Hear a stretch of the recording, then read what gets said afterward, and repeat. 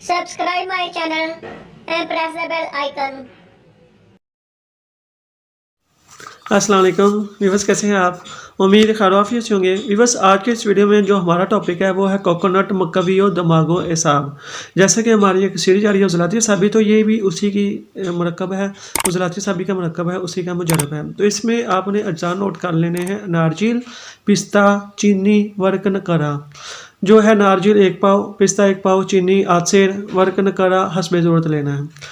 अव्वल नारजिल को आपने बारीक कर लेना है, फिर पिस्ते को कूट कर बारीक करके दोनों को आपने मिला देना है।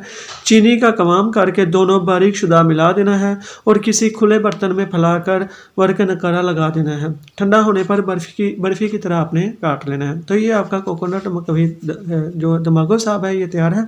इसकी जो मिकदार खुराक लेनी है वो आपने 1 तोला से लेकर 5 तोला तक दिन में आपने लेनी है, 3 बार लेनी है, चाय के साथ लेनी है।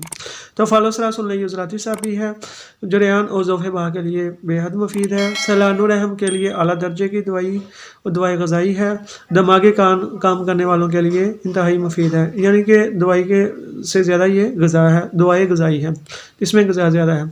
काफ़ी अच्छा है कोकोनट मक्कवी दमागो साहब। आज की इस वीडियो में हमने नोट किया। मिलते हैं नेक्स्ट वीडियो में नया टॉपिक लेकर। तब तक दुआ में लाज़मी याद रखिए।